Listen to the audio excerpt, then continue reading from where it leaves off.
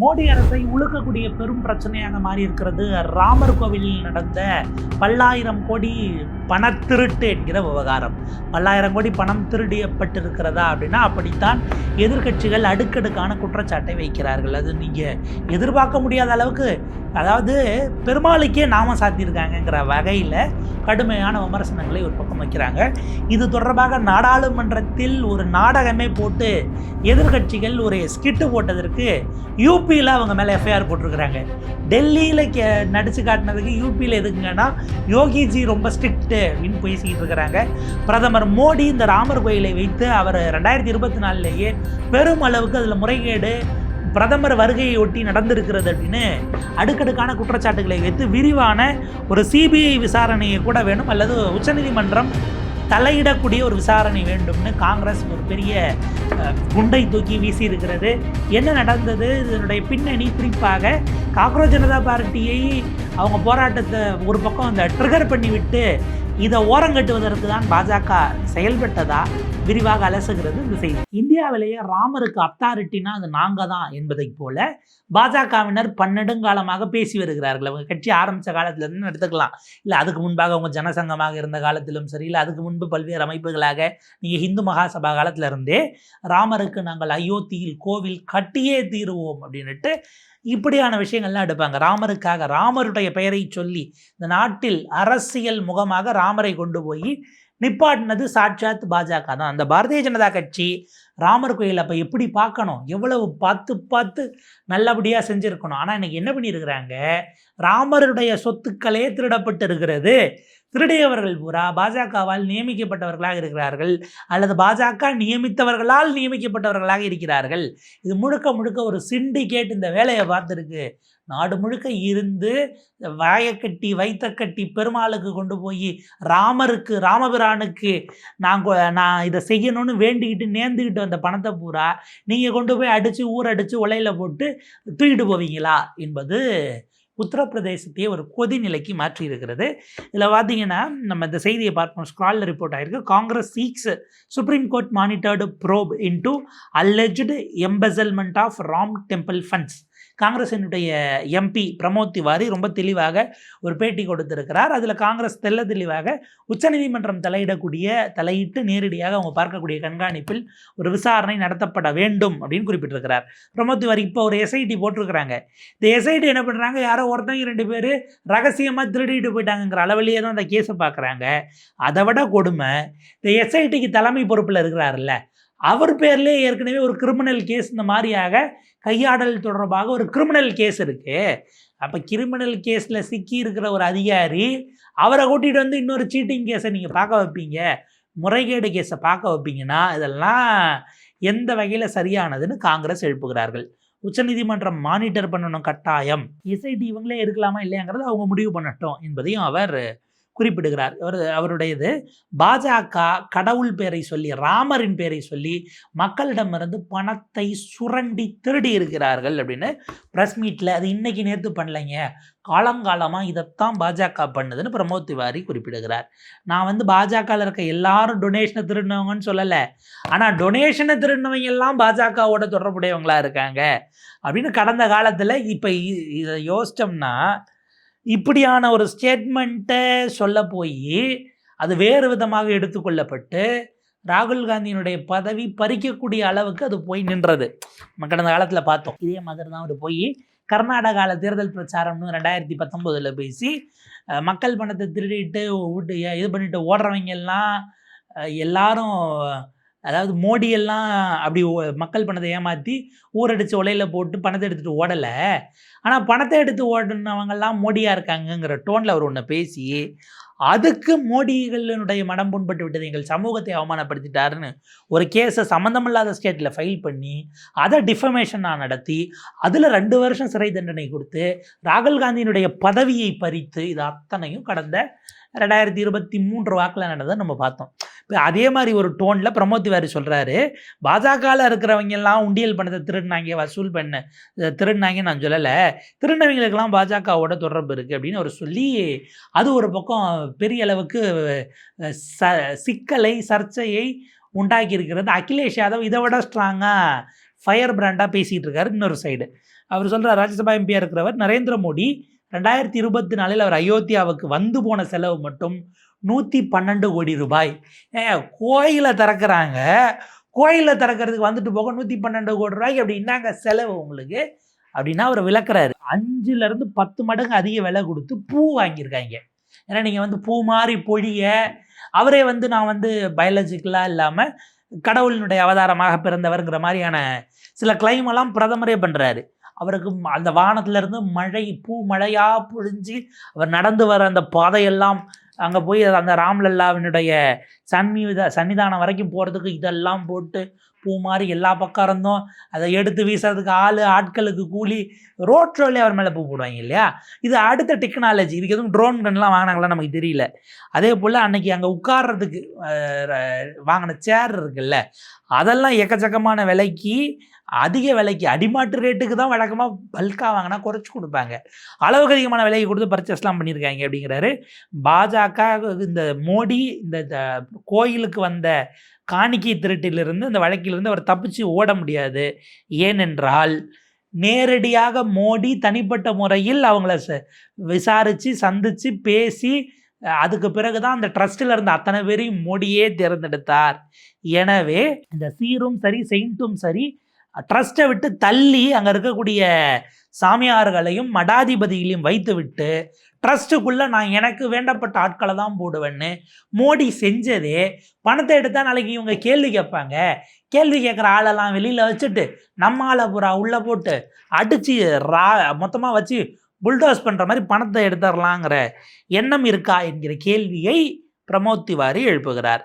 So பாஜகவோடும் ஆர்எஸ்எஸோடும் இருந்தவர்கள் தான் நேரடியாக உள்ளே போடுறீங்கன்னும் போது, இதற்கு முன்பாக ஸ்ரீராம் ஜென்மபூமி தீர்த் க்ஷேத்ரா ட்ரஸ்டினுடைய பொதுச் செயலாளர் சம்பத் ராய் தான் இது எல்லாத்துக்கும் காரணம். இந்த முறைகேடுகளினுடைய மூளையாக செயல்பட்டு இதை ஆர்கனைஸ் பண்ணவரே அவர்தான் என்கிற பகிரங்கமான குற்றச்சாட்டு திரு பிரமோத் திவாரி அவர்களால் வைக்கப்பட்டிருக்கிறது.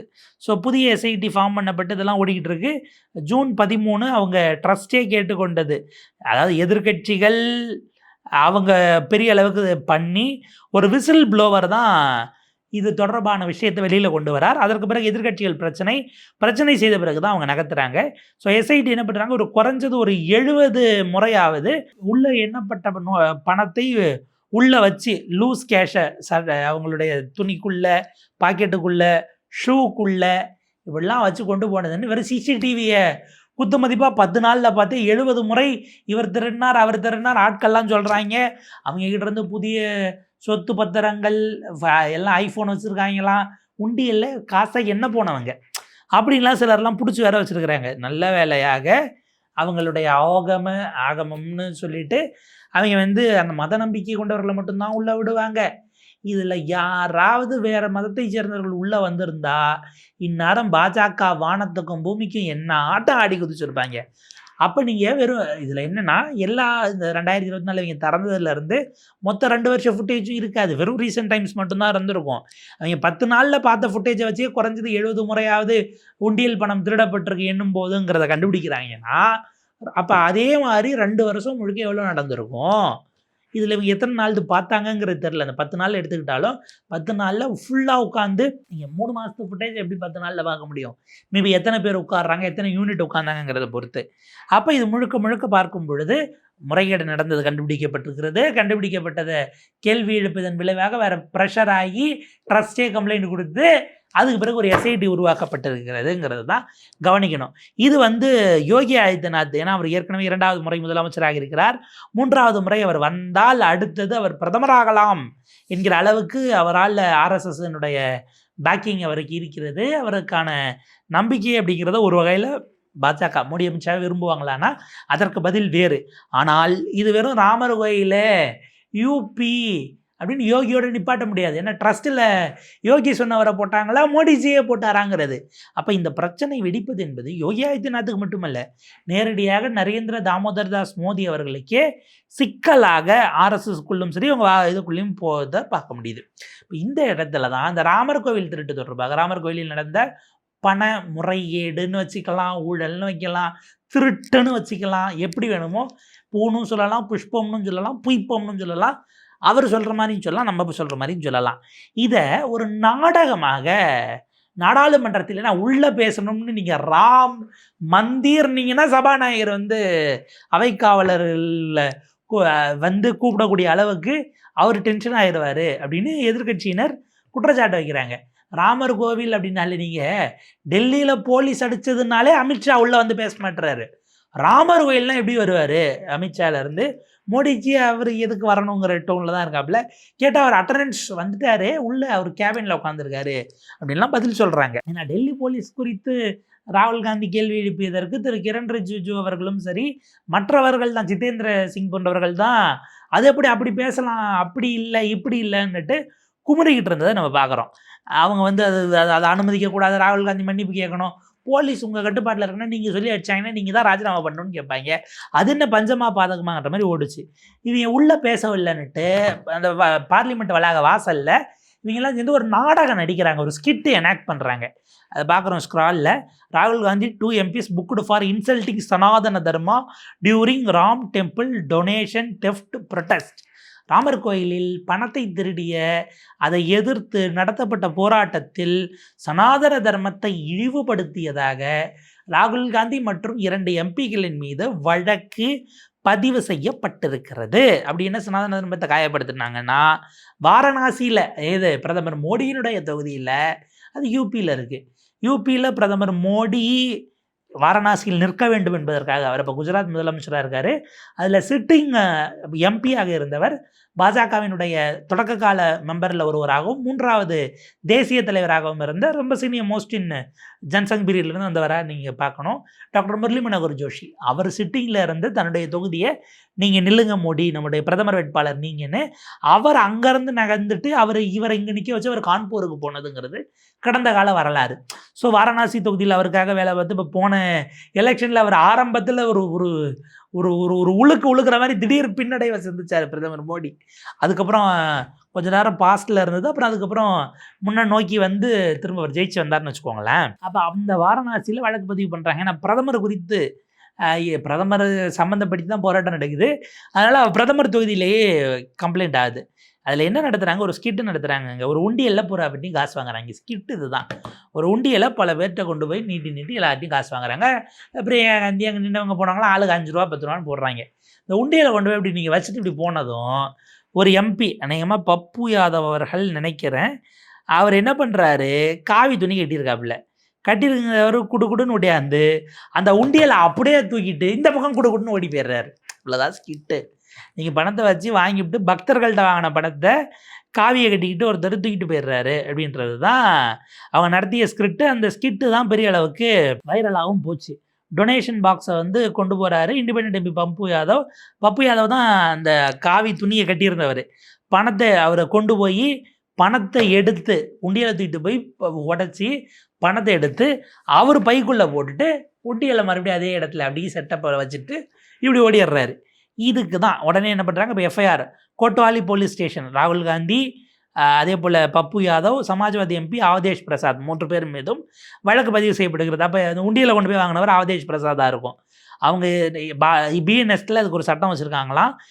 ரிலீஜியஸ் ஃபீலிங்ஸை வந்து ஹர்ட் பண்ணி வார்த்தைகளாலோ அல்லது ஏதோ ஒரு வகையில் ஒரு தனிநபர் ஒருவருடைய மத உணர்வுகளை புண்படுத்தும் வகையில் வந்தால் அப்படின்னு இது என்ன பண்ணுறாங்க, ஜகத்குரு பாலக் தாஸ் அப்படின்ட்டு பாட்டல்புரி மடம், பாடல்புரிங்கிற இடத்துல ஒரு இருக்கக்கூடிய மடத்தின் அதிபதி, மடாதிபதி, அந்த மடத்தினுடைய அதிபதி மடாதிபதி ஜகத்குரு பாலக் தாஸ் அவர்கள் கொடுத்த கம்ப்ளைண்டின் அடிப்படையில் இப்போது வழக்கு பதிவு செய்யப்பட்டிருக்கிறது.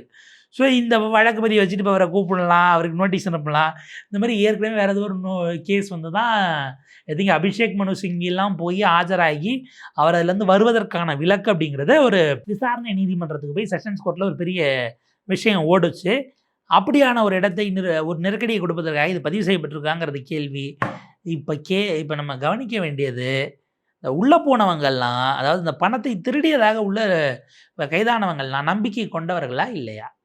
அவங்கெல்லாம் காவியை மதித்தார்களா இல்லையா?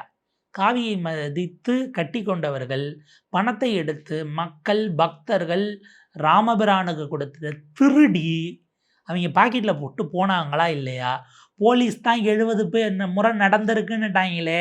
அப்புறம் அதுக்கப்புறம் இது எப்படி உங்கள் மத உணர்வு திருடிக்கிட்டு போனாங்கன்னு அந்த 70 இன்ஸ்டன்சஸ்ன்னு சொன்னப்போ திருடியவர்கள் மீது, திருட்டை கண்டுபிடிக்காமல் இருந்தவர்கள் மீது திருமணமே தவிர நடித்து காட்டினவங்க மேலே திரும்புது அப்படின்னா அது முழுக்க முழுக்க பேசியவர்கள், செய்து காட்டியவர்கள் மோடியை, பாஜகவை எதிர்க்கிறார்கள் என்பதற்காக திட்டமிட்டு இன்டென்ஷனலாக கொடுக்கப்பட்டதாகத்தான் நாம் பார்க்க வேண்டியிருக்கிறது.